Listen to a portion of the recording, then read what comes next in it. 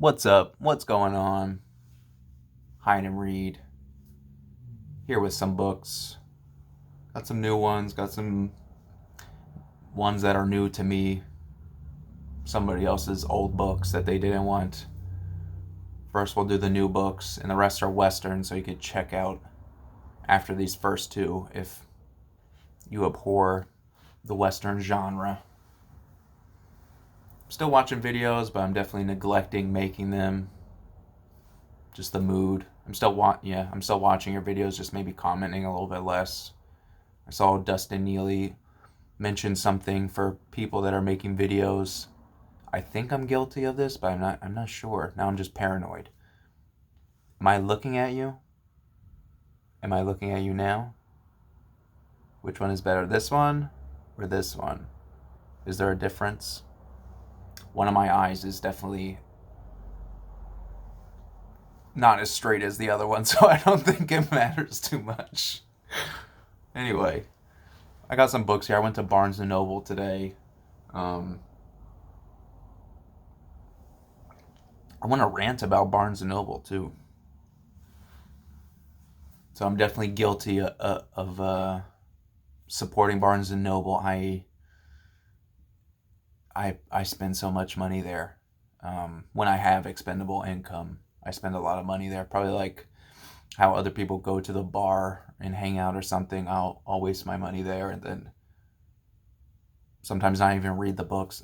It's a scandal. But why I don't like Barnes and Noble? Okay, I just abhor the whole aesthetic of it. I feel like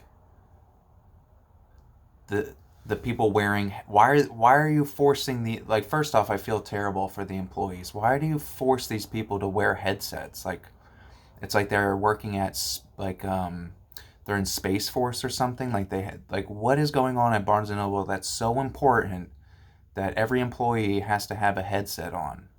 It's bizarre. I just little things I find annoying about Barnes and Noble. So one, that. Two, it's been a long time since the pandemic. I don't know about your local Barnes and Noble, but for some reason it seems like whenever there's somebody at the register, they have to have a face mask on. Maybe this is just personal choice for the employees, but I can't imagine. I really can't imagine. Like I don't I it's weird. It's weird. It's been a long time. Like not everybody. I don't want to do an exchange with like a Mortal Kombat character that's talking like this. Unless they're sick. If you're sick, please feel free. If you want to wear it, feel free. But if Barnes and Noble is insisting that their employees wear face masks, I I don't like it. I think it's weird. I think it's weird. And again, if you're sick, please wear the mask. I don't want you spitting on my books, but if you have un if you're not sick, if you have healthy spit, don't don't care too much. What else do I not like about Barnes and Noble? Oh, the business model. This happened like the past couple years, so they even brag about this. What they're doing is they go and they try to buy. Already, this is like more of a big deal for the cities. They go into a market and then they find failing bookstores and they purchase them because they know that the market is there. It's like, why are these bookstores failing? Probably because there's a Barnes and Noble, 3 blocks away. And a lot of these bookstores have been around for over 50 years. And Barnes and Noble swoops in and acts like, oh, we're going to support the community and we're going to sell books out of here at a loss. Bullshit. I don't believe it for 1 second. They're just completely buying out the market just like every giant company does. And not a fan. Not a fan. Whenever you hear them patting themselves on the back, any of these big companies about serving the community, instantly call bullshit because they're not non-profit organizations, and if they were, should be even more suspicious. But they're out to make a buck. That's what they do. They're buying out these companies because they're in a market that's successful, and Barnes and Noble has the expendable income to make money selling books, whereas an independent business will will have to eat the losses, and the other branches at Barnes and Noble can spread losses, and they already know that these markets are worth money. That's why they're buying these failing bookstores. So don't believe that for a second. What else? Um, yeah, just like the general aesthetic of like just overly non-offensive.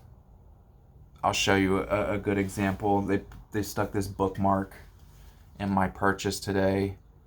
It's like, look at these. I can't stand this kind of stuff. Like these nondescript people. Like, what is this? This is like not even. It's a shape of an idea of a person, and then flip this over. It's like, who the hell is that? It's like just put a man on the back and put a woman on the front. It's perfectly fine. We can handle it. You know, I just can't stand. If you know what I'm talking about, you know what I'm talking about. Just define things, please. Like, it's not that big of a deal. Like, we'll get, like, even if we get offended, we'll get over it, or we'll laugh about it, or whatever. I don't know, but I just the general aesthetic of just non-committal to ideas inside of a bookstore is annoying. It's so annoying. Like, what the hell is that? You can't tell. It has a beard though. Like, what is that? I just find that kind of stuff annoying. But yeah, I'm a big purchaser of stuff at Barnes and Noble. I just can't stand the stores. I just really can't. They're so annoying. I used to buy a lot of manga from them because if you were a member at Barnes and Noble, you could actually save a lot of money. Like 2 or 3 times a year, they would do buy 2 get 1 frees, and so you save 33% on top of your free shipping and 10% discount. So that was the big motivating factor for me buying things from Barnes and Noble. And now I just kind of like to see, like just what's on the tables, what's being marketed. That's an interesting thing with Barnes and Noble, is to go in and see what's on the tables, like what's being marketed. I find this pretty interesting.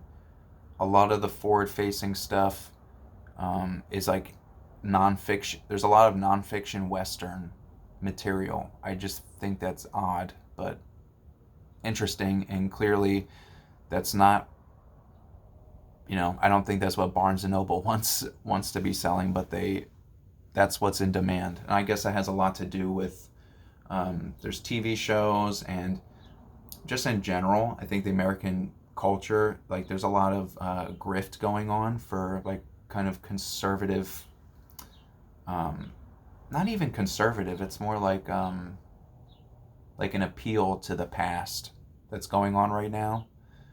And I think Western genre is appealing to a lot of people right now. So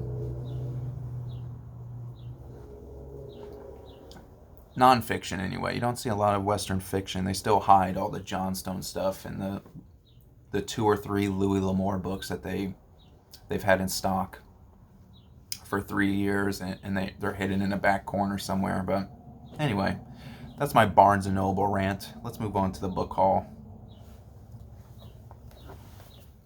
And feel free to push back on any of the ideas on this channel. They're just fun things to talk about and think about, I guess.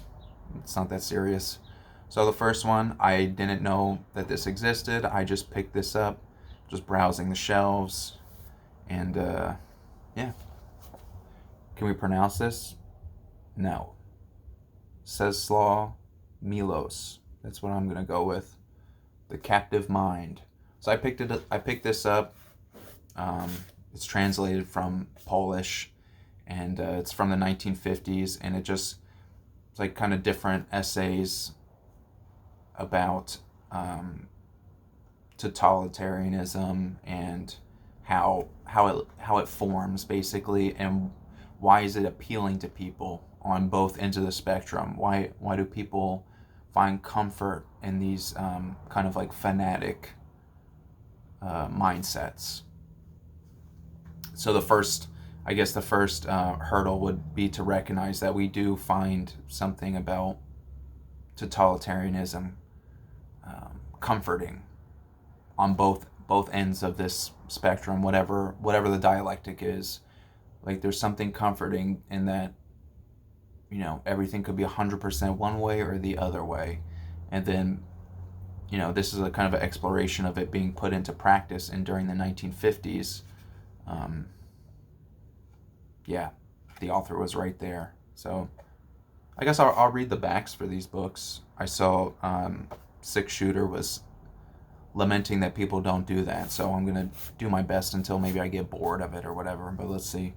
Written in the early 1950s, when Eastern Europe was in the grip of Stalinism and many Western intellectuals placed their hopes in the new order of the East, this classic work reveals in fascinating detail the often beguiling allure of totalitarian rule to people of all political beliefs and its frightening effects on the minds of those who embrace it.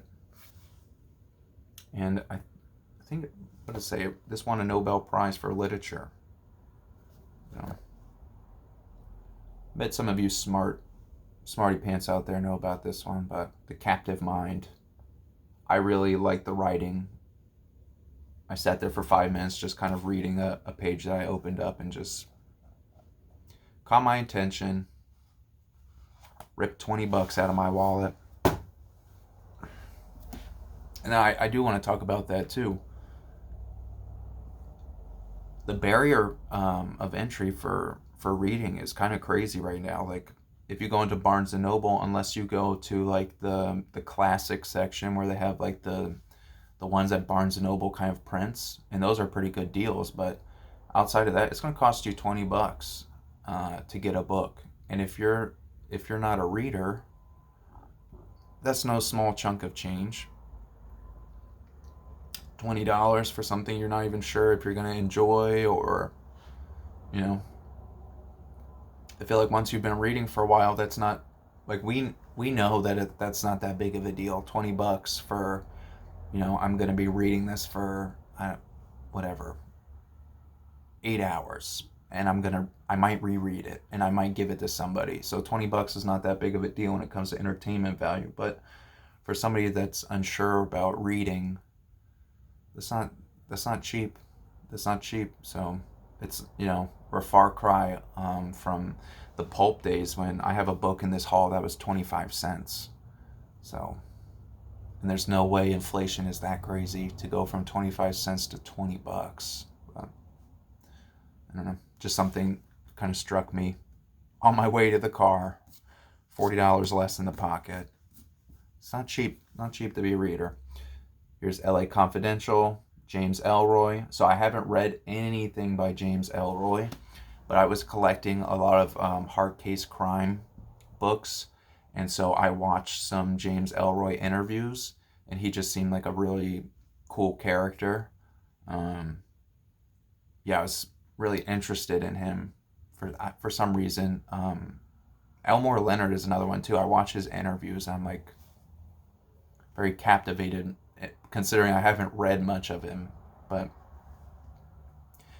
I knew I wanted to read LA Confidential. He also, I think he does nonfiction too, but this is a crime fiction. I'll read the back for you. Los Angeles in the 1950s, from its fabulous mansions to its sizzling nightclubs, it is a sprawling center of corruption and dangerous passions. Now a horrific mass murder invades the bleak cityscape, and caught in the nightmare are 3 cops bound by honor, sin, and blood. So, LA Confidential. James Ellroy is known for being like a gritty crime writer. Supposed to be a lot of gore and bad words and, violence. The fun stuff. So, picked it up. LA Confidential, James Ellroy. Tell me if you love it. Tell me if you hate it. So, that's why I picked up at Barnes and Noble, and this is what I picked up at the local bookstore. We got Wade Everett, Killer, pretty plain title there. No one has ever seen the man known as Task Creel, a hired gun who strikes silently and disappears, leaving only tragedy in his wake. For 20 years, he's been wanted by the Texas Rangers. No one has ever come close to catching him until Burke Pine picks up a tenuous lead, fueled by a relentless need to bring down such a ruthless murderer. Pine will follow the trail, no matter how long or how hard it might be, even knowing that when he reaches the end, he may become one more victim of the man he hunts. Killer. There you go. Book list says it's clearly a notch above. We'll have to see. All right. Haven't read anything by this author. Cotton Smith. Death Mask says this is the first time in print. If you read Westerns, you are familiar with first time in print, first time in paperback, first time in hardcover, first time published. I don't know why they love to advertise that, but they caught me. So good job. Leisure historical fiction. Yeah, first time in print. Oh my goodness, so exciting. Tanneman Rose was a Texas Ranger turned bad. When he and his gang robbed a bank, he brought shame to the badge. A jury found him guilty, a judge sentenced him, but Rose swore he wouldn't die in prison. Instead, he died while trying to escape. Time Carlo helped to capture his fellow ranger that day at the bank, and now he's investigating a very odd series of murders. Each victim was involved in sending Tanneman Rose to jail. Could it be a coincidence, or is Rose's gang out for revenge, or Rose himself? Time doesn't believe in ghosts or coincidences. He's got to find the answers and stop the murders before he becomes the latest victim. Death Mask. He doesn't believe in coincidences. Well, there's lots of coincidences, so maybe investigate that a little bit, sir. Yeah, check this out. I mentioned a 25-cent book. Here it is, Blood of the West. Paul Evan Lehman. Don't believe me? There it is, 25 cents. Signet. Out for blood. With the little Western lady there. That's pretty cool. Little line drawn. Lovely Patricia Lane arrived to claim her father's rich New Mexican ranch, only to find that she was barred from her home by two cunning crooks who were out to get the whole rangeland for themselves. Full of rapid-fire action, sudden killings, and swift reprisals, this is a pounding Western about a courageous Eastern girl who rallied hard riding and fearless cattlemen in a battle against the trickery and sabotage of cunning scoundrels. Yeah, 25 cents. It's not the biggest book ever, but I don't even think you get anything for 25 cents anymore.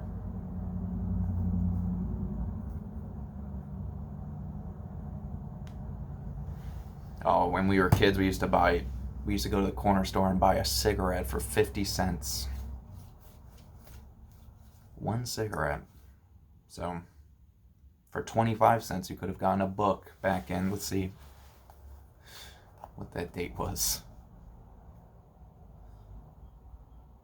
Oh man, and they're advertising all the different 25-cent Westerns that Signet was publishing at the time. Oh, I'm not seeing a date in here. Second printing, 1956. And the story's from 1948. So, Blood of the West. That's a great title, too. Ralph Compton. Lots of Ralph Compton Westerns out there. I need to read a couple. This one's Train to Durango. Oh man, I'm getting tired of reading the backs of these. Should I keep going? In Mexico, West Stone picked up his father's gun, rode his father's horse, and took on his father's enemies. In California, he planted a band of savage criminals in the ground. Now Stone is heading up to the plains of Colorado, where a new kind of war has begun. Train to Durango. Matt Braun, Westward of the Law. There's a nice, like, embossed cover. These cool, kind of woodcut looking engravings. Pretty cool. Yeah. Westward of the Law. I'm out of stamina for reading the back, sorry. Gotta practice more, I guess. This one is from Richard. See, I'm running out of reading energy. Richard S. Wheeler, Skies West. Sun River. And this is the first in a series. And it has like the trope of like Native American, half-breed, Western cowboy getting kidnapped by tribes and enjoying that lifestyle and not wanting to go back to the white man's world kind of deal. So yeah, maybe a little bit cheesy, but if I like the first book, I'm sure I don't see why I wouldn't. There's a whole series to read. I definitely want to read more series. So, and the last one here we have is from Earl Murray, and this is also that trope of this one woman is captured by a tribe and has to like reintegrate herself back into Western society. The River at Sundown. Pretty cool. And yeah, so let me know if you've read any of these. Let me know if you're familiar with any of the authors. Let me know how wrong I am about my Barnes & Noble rant, or confirm my suspicions. And until next time, find somewhere to hide, find something to read. Peace.